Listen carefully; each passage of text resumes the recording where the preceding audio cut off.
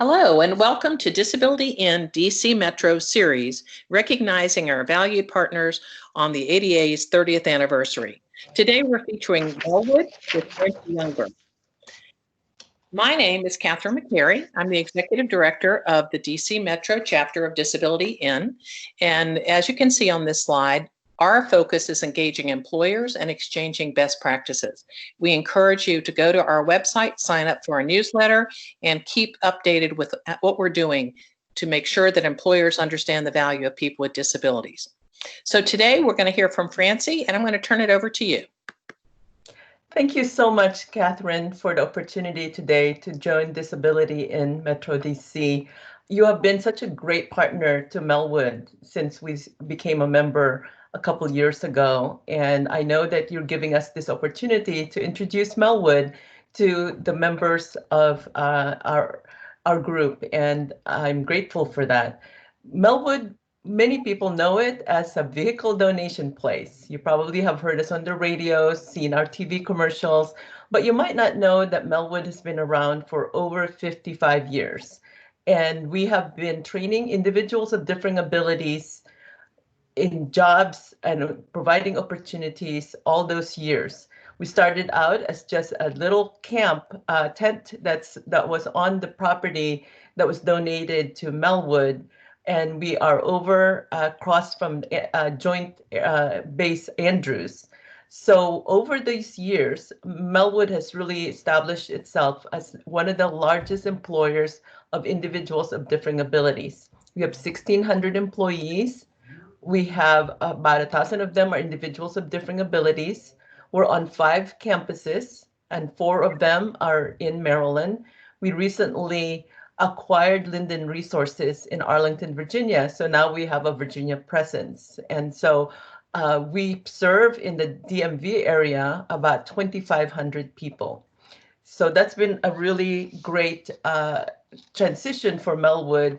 Even in the past 6 years, we've added Melwood Veteran Services, which is really to be helpful to the veterans who have experienced either brain trauma injury or they've been survivors of military sexual assault or they have PTS. And so we started that about 6 years ago, and we have Operation Tuhidu, which is our retreat services that are an intensive week-long retreat.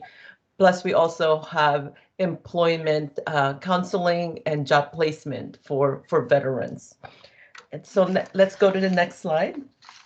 So one of the things that you wanted us to address today is how Melwood has been able to pivot during COVID-19. And during the time when Melwood was growing, we're now a $110 million nonprofit, about 85% of our revenues are coming from our government contracts through our Ability One contracts. And so 1,000 of our 1,600 employees work at over 60 federal and military contract sites throughout DC, Maryland, and Virginia. So over 73% of our employees stayed at work even after the stay-at-home orders came into place in DC and Maryland and Virginia, because we're considered as essential employees. They've gone into offices to clean, disinfect, and at times when there's a positive COVID case, they've actually come and cleaned that up. So we really are on the front lines of fighting COVID-19. And it allows the essential federal employees to go about the nation's business during this time. And we also, as you can imagine, had to contend with the stay-at-home orders, which meant that some of our programming that's aimed towards our day participants was suspended in March. And so we had to figure out a way to provide some of those services virtually. But also for some of our folks, they really didn't have anyone else to turn to. And because they relied on us, we felt it was our obligation to find a way to provide some of those services in their own homes. And we did it with social distancing and with the safety protocols. So let's go to the next slide, please. So the other thing that we have been working with is really the stress and isolation that all of us feel during this time. But as I mentioned before, when we expanded our services to included the Melwood Veteran Services, we wanted to be there for the veterans who certainly gave a lot to our country and are experiencing even more stress during this time of COVID. So what we've done was provide online videos and retreat sessions so that we can pivot the intensive week-long retreat over at Nanjamoy, and we could do that virtually. So I'm happy to report that we had a really great response, and we had over 200 people who went on our virtual session and they want to enroll in the Operation Tuhidu virtual sessions. So now we just have to figure out how we can increase capacity. And this is where we could really use the help and support of the community. It is such an important function at this time to be able to be there, especially for our servicemen who were there for us and have served our country. So that's a very important program that we have been able to pivot during COVID-19. And some of you also know Melwood, probably because you have children who have come to Camp Accomplish, which is in Nanjamoy, Maryland. And at this time, of course, we cannot have overnight camp and day camp. It was shut down also in early June. And, for safety reason, we decided that we really could not have that live. So we decided that we would have it as Camp in a Box. And this is really the innovation and sort of the creativity of our team that said, okay, let's put together some activities that the parents can have with their children. And they have Marcia Reed, who has been taking the children on nature walks, virtually, of course. And we also have a flat Julie. Julie Smith is our camp director, and many of the children know her. And so they were able to do a flat Julie, just like flat Stanley. So they can take Julie wherever they go. And it's a familiar face to our campers. And this is one of the great ability of the children in Camp Accomplish, that no matter whether you're a child of differing ability or you're there playing with your typically abled siblings and friends, there's activities for everybody. So no doubt they really miss camp, and I know that the parents are grateful that they have activities for their children. And so we have now given out over 500 of these Camp in a Box, and I think we're going to continue some of that through the fall, because we know that many of the children may be starting out the school year also virtually, and these activities have been very popular.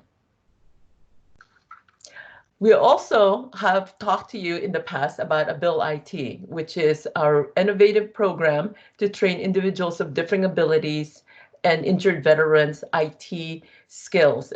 We have started this only in 2018, but we're really pleased that we've gotten over, at this point, 40 some graduates, and about 70% of them have found either employment, internships, or they've also been able to think that they now can go to college. So we really have had some good results in the pilot of Ability IT. We have that at our Arlington campus. And recently we started the 4th cohort, which have about 25 new participants, and you can see some of their smiling faces. They just started in mid-July, so they should be graduating around September 30th.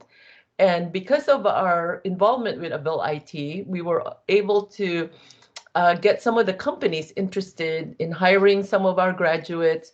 And also it is a model that we're piloting. So KPMG came to us and said, we really love Ability IT. It is something that we wanted to partner with Melwood so that we can apply for this price competition for the Department of Health and Human Services. They wanted to have a price competition and receive proposals of including a more inclusive workforce pipeline. And so we were lucky that we put in our proposal, we won phase 1. So now we're at the stage where we're trying to make sure that we can test the curriculum, the professional development training, the job placement, and all of the components so that the employers have a way to think of this as a way to have a la carte services. So they might just want to have somebody to come on board, or they might need orientation of their own employees, or they may need some support services for the person that they've employed. So this is a way for us to make it flexible for employers to pick and choose within that within the list of services that we offer. So in order to make that successful, we wanted to make sure that we have some companies that are part of the industry council. The industry council is really the foundation of the companies that are willing to work with us and be advisors. They can advise us on the curriculum, on the work that we're doing with the individual candidates, and also to give us a sense of the job classifications that are high in demand for them, so that we can tailor some of the training to the jobs that they are offering. So this is a great opportunity, and I hope that many of the employers out there would be happy to join us in this industry council, and they should contact me about it. Thank you. Besides the many different programs that we talked about, whether it's for the veterans, the children in Camp Accomplish, our day services, our contract services, and also Bill IT, we also are an employer in this area. And most of our employees, 75% of them, live in Prince George's County. So we wanted to make sure that we are also giving back to the community, especially at this time when people are very anxious about their jobs, about their safety, about their families, about their children going to school. So we had a problem in the spring when we had over 7,000 plants that were grown by individuals of differing abilities. They would have been destroyed because we didn't have any plant sales going on. So we decided that we would take lemons and make lemonade out of it. We were able to provide some of the vegetable plants. We sent them to the food banks in the area so that they can make sure they can grow the vegetables, the peppers, and give them to the families in need. We were able to send the flowering plants to the hospitals and the nursing homes to thank our nurses during Nurses Appreciation Week. We gave some of the plants as well to some of the nursing homes. May 10th was Mother's Day, so it brought a smile to many moms in the various nursing homes where we sent it to. And also we sent some of the plants to the group homes where individuals of differing abilities live, because we thought it would bring cheer to them. I think we all are trying to survive this pandemic with a bit of connection and do it safely. So we thought that this was a good way to give back to the community. The other way that we are working with the local communities is to think about what is most in need. And we were told by Friendship Charities Foundation that food insecurity is a big problem. As you all know, you've seen the long lines for people going to the food banks. So we partnered with Friendship Charities to be able to provide 500 food packages to people who came to our headquarters. So some of them were Melwood employees. Many of them were from the Prince George's County area. And we publicized this. Each package had enough food for a family of 4. We also put in there some Melwood hand sanitizers. So it's a good way for us to give back to the community. And as we are doing that, we are also the recipient of the generosity of others to Melwood.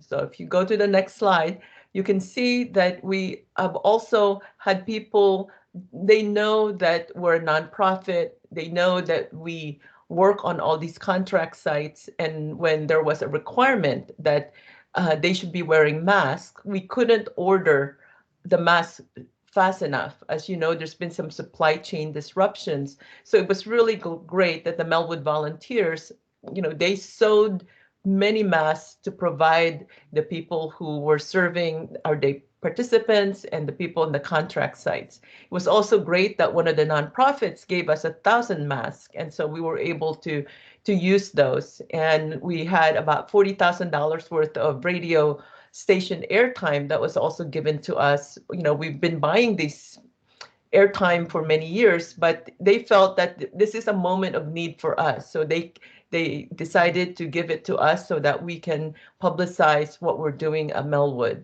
And we also got some rent forbearance from our landlord, the Lions Club over at our Waldorf site. So this is just an example of how the community really comes together at a time like this. None of us have lived through anything like this, and it is really important that all of the people that would rely on us, that we continue to serve them. It's important that the community in which we live in or we work in, we give back to them. And we also are grateful that many people also came to the aid of Melwood. Next slide. So I would just say to you in closing that if you are thinking that you might be interested in Bell IT as a company, we would welcome you to be part of the industry council. If you are a volunteer and you want to be able to safely volunteer remotely, we have opportunities for you. If you have people in your family or in your network who are veterans who could use some of the services that we're offering through Melwood Veteran Services, please contact us. Just go to our website. And of course, at this time, we would really appreciate whatever support that you can give us. You can give us your cash donation. You can also give us your vehicles. I started this whole presentation talking about how Melwood is known for vehicle donations, and we get about 7,000 vehicles a year. So thank you to everybody who've donated in the past. And as you think about where you should send your donation, that if you send it to us, the benefits of it is really going to be felt here in the area in which you live. So I encourage everybody to go to the website that you see on screen and think about different ways that we could get support from you. And also, we're here for you. Melwood, we're Melwood strong, and we're going to be here, and we're also going to get through this pandemic. And we hope that when we can gather again, we would love to see everybody. So thank you so much, Catherine, for this opportunity. Thank you so much, Francey. And on the next slide, you'll see some resources along with the website for Melwood and the DC Metro website, and Francey's email and phone number. She's very brave to put her phone numbers there. So that means you're welcome to call her and ask her questions and get involved. And I'm excited to have had a long relationship, although it's fairly new. Once we met, we felt that there was work that we could do together, and I believe that we'll continue to do that. So thank you all to everyone. Stay safe. As Francey said, we look forward to a future time where we can come together in person.